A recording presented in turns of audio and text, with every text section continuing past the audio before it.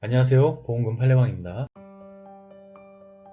업무상 스트레스에서 기인한 우울증, 불안장애, 공황장애, 불면증으로 자다가 속옷만 입고 갑자기 자택에서 투신한 경우 업무상 재해로 인정받았고 유서가 없다면 자살사망보험금은 부책인지 여부에 대하여 수원지법 성남지원 2021 가단 2256395 토대로 명확히 살펴보도록 하겠습니다.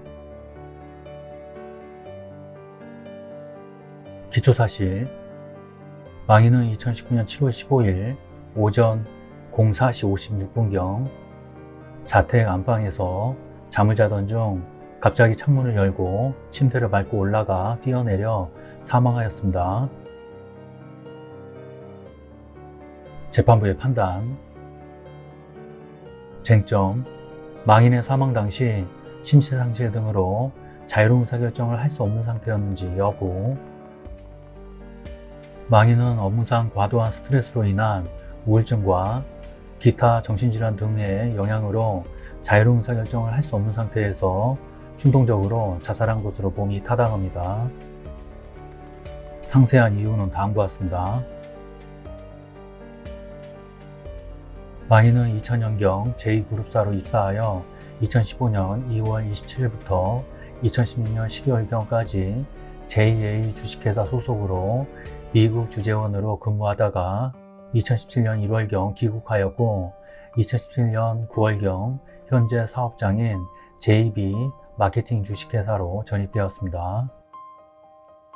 망인은 2018년 2월 1일부터 2018년 10월 31일까지 VC팀과 TPI, TFT를 겸직하였고 2018년 11월 1일 SRF TFT 팀장으로 새로 발령받은 직후부터 2019년 1월 말경까지 2019년 2월 1일로 예정된 독일 주재원 내정에 따른 인수인계 및 팀장 역할을 동시에 수행하였습니다. 망인은 2018년 12월 독일 주재원으로 내정 후 방문한 독일 출장에서 전임 법인장의 인수인계 기간이 통상적인 1에서 2개월에 비하여 3에서 7일로 매우 부족하였습니다. 또한 기존의 재무 담당자가 2018년 12월 초경 퇴사 결정을 하여 2019년 1월 7일 신규 직원을 채용하였는데 그 해당 직원마저 2019년 2월 18일 조기에 퇴사하게 되어 일일 주재원 겸 법인장으로서 재무 담당 업무에 관한 부담이 늘게 되었고 2019년 2월 독일 주재원 근무 시작과 동시에 2019년 2월 초에 그룹사 임원진의 해외 방문에 대한 의전을 준비하게 되어 기존 업무와 전혀 다른 새로운 업무 부담이 발생하였습니다.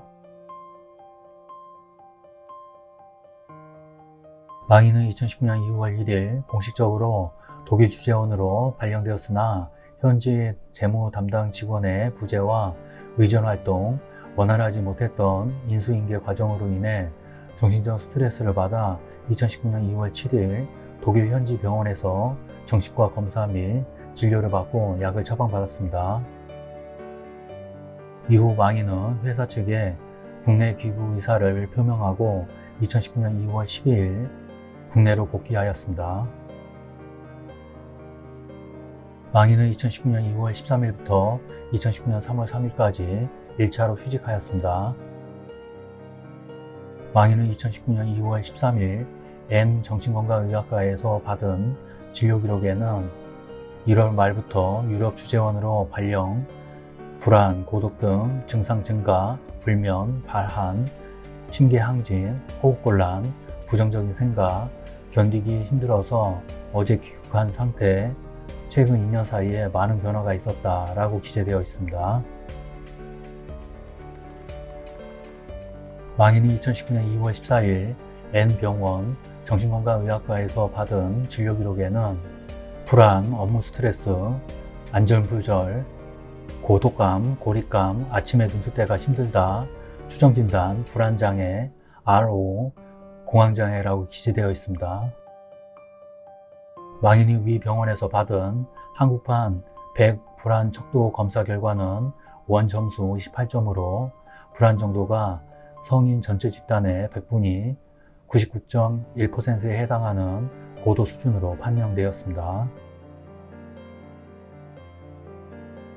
망인은 2019년 3월 4일부터 같은 해 5월 1일까지 친환경 소재 마케팅 팀에서 윈도우 필름 마케팅 업무를 담당하다가 2019년 5월 2일부터 2019년 5월 26일까지 2차로 휴직하였습니다. 망인의 누나는 2019년 5월 5일 오 한의원 한의사에게 이메일로 망인의 증상에 대하여 문의하였는데 그 메일에는 망인의 불안, 공황장애 증상에 대하여 언급하고 있는 내용입니다. 망인은 2019년 5월 27일부터 같은 해 7월 14일까지 위와 같은 부서에서 근무하였는데 망인은 2019년 7월 8일 M정신건강의학과에서 받은 진료기록에는 주상병이 상세불명의 불안장애로 부상병이 공황장애 발작으로 기재되어 있습니다. 망인의 누나는 2019년 7월 7일 오 한의원 한의사에게 이메일로 망인의 증상에 대하여 재차 문의하였는데 그 메일에는 망상 등 조현병에 대하여 문의하는 내용입니다.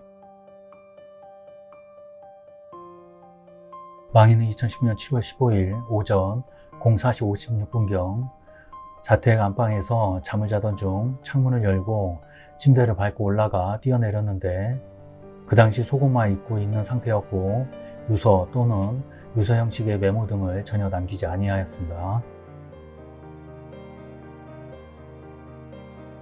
망인의 배우자인 원고는 2019년 7월 15일 분당경찰서 형사과에서 참고인 진술을 하였습니다.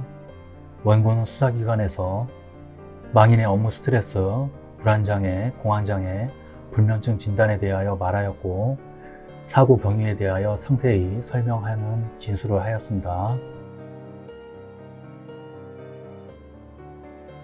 원고는 근로복지공단에 유족급여, 장애비 지급을 청구하였고 업무상 질병판정위원회는 업무상 과도한 스트레스 요인으로 정상적인 인식 능력이나 행위 선택 능력, 정신적 억제력이 결여되거나 현저히 저하되어 합리적인 판단을 기대할 수 없을 정도에서 자해 행위를 하였다고 봄이 타당하여 고인의 사망과 업무와의 상당 인과관계가 인정된다라고 판정하였고 근로복지공단은 2021년 3월 2일 원고에게 유족급여와 장의비 등을 지급하기로 결정하였습니다.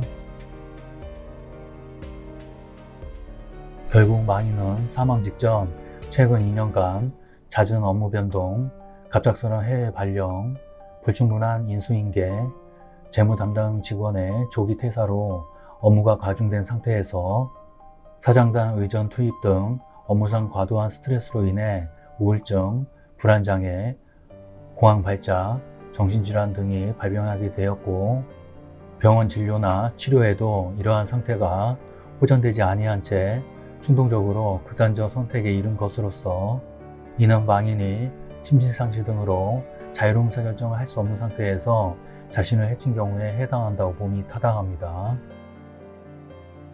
결론적으로 보험회사는 보험 수익자에게 상해사망보험금을 지급할 의무가 있습니다. 마치겠습니다. 긴 시간 시청해 주신 점 고맙습니다.